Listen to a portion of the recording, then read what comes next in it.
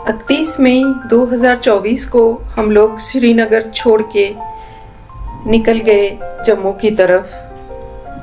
हम लोगों का कश्मीर ट्रिप ख़त्म होने वाला था, लेकिन हम लोगों ने जम्मू से अपना फ़्लाइट बुक किया था क्योंकि हम लोगों को कटरा होते हुए जाना था, वैष्णो देवी का दर्शन करते हुए फिर हम लोगों को घर लौटना था। जाते जाते रास्ते में जो नज़ारे हम लोगों को देखने को मिला, उसमें ये गाना तो बहुत ही याद आया, छोड़ आए हम वो गलियां। दूर से खिलेन मार्ग की बर्फीली वादियां देखने को मिला। करीब 11 बजे हम लोग बहुत ही करीब आ गए सबसे फेमस टनल का, जवाहर टनल, जो कि बानीहाल पास के ऊपर बनाया गया है। सबसे पुराना टनल है ये, जो कि जम्मू से श्रीनगर को कनेक्ट करती है। जब श्रीनगर में हवाई अड्डा नहीं था तब ये टनल ही एकमात्र रोड कनेक्शन था श्रीनगर तक पहुंचने का। बानीहाल में कभी कभी बहुत ही बर्फ़बारी होने की वजह से ये टनल बंद हो जाता था, तो श्रीनगर बाकी भारत के अंश से अलग हो जाता था। वहाँ तक खाना पहुँचाना, ज़रूरी सामान पहुँचाना बहुत ही मुश्किल हो जाता था। इसलिए ये टनल बहुत ही महत्वपूर्ण है। ये टनल बहुत बड़ा है, इसको क्रॉस करने में करीब 10 मिनट लगता है। यहाँ पर काफ़ी ट्रैफिक भी होता है और ये टनल से निकलने के बाद में चारों तरफ का नज़ारा बहुत ही खूबसूरत है, पहाड़ों से घिरा हुआ। पहले यही एक टनल था जो कि जम्मू से श्रीनगर को कनेक्ट करते थे, लेकिन जम्मू से श्रीनगर आने का टाइम कम करने के लिए सरकार ने अभी बहुत सारे टनल बना दिए हैं। करीब 3 टनल हम लोग क्रॉस किए, जिसमें रास्ते का समय थोड़ा कम होता है। और यहाँ ट्रेन का भी अभी लाइन बन रहा है। ये जम्मू से बानीहाल तक बन चुका है और इसको आगे ले जाने की भी कोशिश की जा रही है। तो रास्ते पर ये सब कंस्ट्रक्शन के काम चलने की वजह से बहुत ही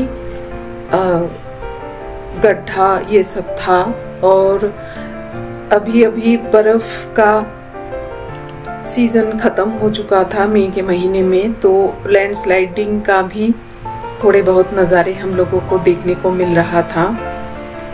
फिर भी हम लोग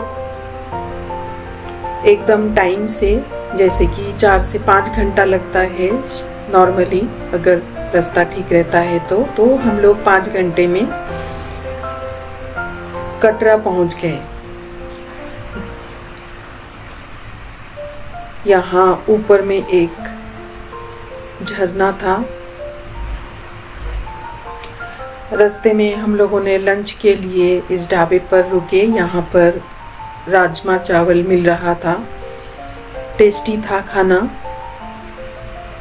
और यहाँ से पीछे का नज़ारा भी बहुत अच्छा लग रहा था देखने में। काफ़ी साफ सुथरा भी था। ये पीछे का रास्ता है जो हम लोग छोड़ के आगे आ गए हैं। रह रह के हम लोगों की पिछले 12 दिन की सफ़र का याद ताज़ा हो रहा था। ये 12 दिन कैसे बीत गए हम लोगों को समझ में ही नहीं आया। दूधपत्री से लेकर गुरेज वैली, द्रास, कारगिल मेमोरियल, सोनमार्ग, गुलमार्ग, श्रीनगर, सब जगह देखने के बाद भी दिन तो ख़त्म हो गए, लेकिन मन नहीं भरा। ये ट्रेन का लाइन का जो कंस्ट्रक्शन हो रहा है, ये उसका काम चल रहा है और यहाँ पर आपको तवी नदी देखने को मिलेगा। इसमें अभी पानी बहुत ही कम था, तो हम लोगों को बहुत अच्छा नहीं दिखा तवी नदी। करीब 4 साढ़े 4 बजे हम लोग कटरा पहुंच गए। वहाँ पर एक होटल में एक रात का हम लोगों को बुकिंग था रहने के लिए। और वैष्णो देवी जाने के लिए अभी बहुत सारा प्लानिंग करके जाना पड़ता है, क्योंकि पहले आपको जाकर कटरा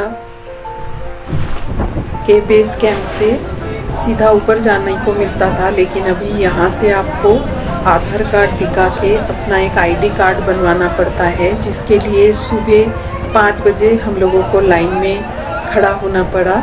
यहाँ पर काउंटर तो बहुत सारे हैं और काम भी बहुत जल्दी हो जाता है, लेकिन लाइन और भीड़ काफ़ी रहता है, तो जितना जल्दी आप जाएंगे उतना जल्दी आपका काम हो जाएगा।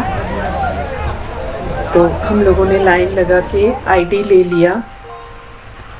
दूसरा चीज़ है, वैष्णो देवी में अर्धकुमारी तक जाने के लिए आप घोड़ा, डोली ये सब आपको मिल सकता है, लेकिन अर्धकुमारी से एक गाड़ी मिलता है जिसके लिए आपको ऑनलाइन बुकिंग करना पड़ता है।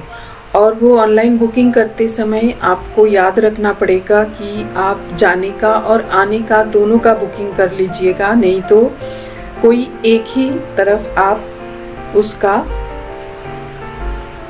यूज़ कर सकते हैं। हम लोग पैदल जाने का ही मन बनाए थे अर्धकुमारी तक, और वहाँ से हम लोगों का गाड़ी का बुकिंग था। तो हम लोग करीब 8 साढ़े 8 बजे चलना शुरू किए। ये 14 किलोमीटर रास्ता है, और अर्धकुमारी होके अगर आप जाते हैं तो थोड़ा ज़्यादा टाइम लगेगा आपको। रास्ते में आपको ऐसे बहुत सारे खूबसूरत नज़ारे देखने को मिलेंगे। ये महाराज लोग चारों तरफ घूम फिर रहे थे, लोग जो भी खाना दे रहे थे वही खा रहे थे। और आप अगर स्पेशल परमिशन लेते हैं तो आपको मंदिर में घुसने में 1 घंटा का ही टाइम लगेगा। ये सब यात्रियाँ जा रहे हैं, कोई लौट रहे हैं, होल नाइट वो लोग जाके दर्शन करके फिर अभी वापस आ रहे हैं, और कुछ लोग अभी जा रहे हैं। तो अगर आपको पास मिल जाता है दर्शन करने का तो जल्दी दर्शन हो जाएगा, नहीं तो नंबर लगाना पड़ता है, और वो नंबर 4-5 घंटे का, कभी कभी 24 घंटे का भी आपको वेटिंग टाइम देता है। हम लोगों के पास था, इसलिए हम लोग गाड़ी लेकर फिर अर्धकुमारी से आगे निकल गए। पालकी ऊपर तक जाती है, लेकिन घोड़ा अर्धकुमारी तक ही जाता है, उसके बाद आपको पैदल जाना पड़ता है। यहाँ पर आप पौनी, पालकी या पिट्ठू का बुकिंग कर सकते हैं। ये अर्धकुमारी जाने का रास्ता है। हम लोगों ने उसको अवॉइड किया क्योंकि वहाँ वेटिंग बहुत ज़्यादा था और हम लोगों के पास टाइम बहुत कम था। ये ब्लू कलर का जो शेड आप देख रहे हैं, ये नीचे का रास्ता हम लोग तय करके ऊपर आ चुके थे, और दूर में वो कटरा शहर का थोड़ा सा नज़ारा दिख रहा था। यहाँ पर 4 पड़ाव है। एक माता का पद चिन्ह है, एक अर्धकुमारी है, एक माता का मंदिर है और एक भैरवनाग है। ये चारों का दर्शन करने से ही ये दर्शन कंप्लीट होता है। ये माता का मंदिर का पहला नज़ारा। ये भवन है। यहाँ से आपको अगर पास मिल जाए तो सारा सामान यहाँ पर रख के फिर आपको मंदिर की तरफ जाना पड़ता है।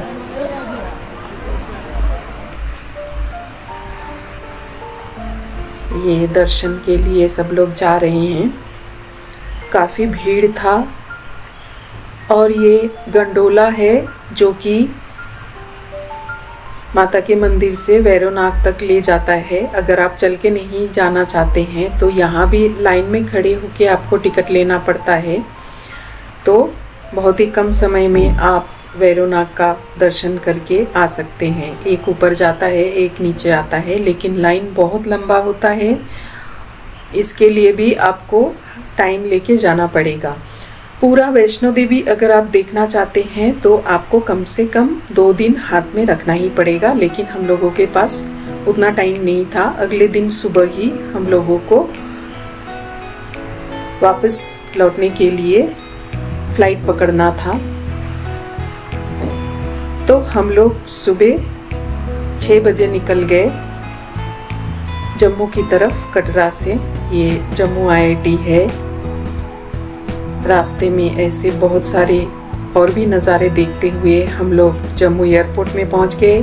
जम्मू एयरपोर्ट में पहुंच के आपको सबसे पहले अपना सामान चेकिंग कराना पड़ता है, फिर एंट्री लेके फिर आपको डिपार्चर में जाके टिकट दिखा के फिर आपको बैगेज ड्रॉप करना पड़ता है। तो 2 बार आपको चेकिंग कराना पड़ेगा। और ये फ़्लाइट से पीर पंजाल रेंज का नज़ारा देखते हुए हम लोग अपनी यादें ताज़ा करते हुए पहुंच गए दिल्ली एयरपोर्ट में।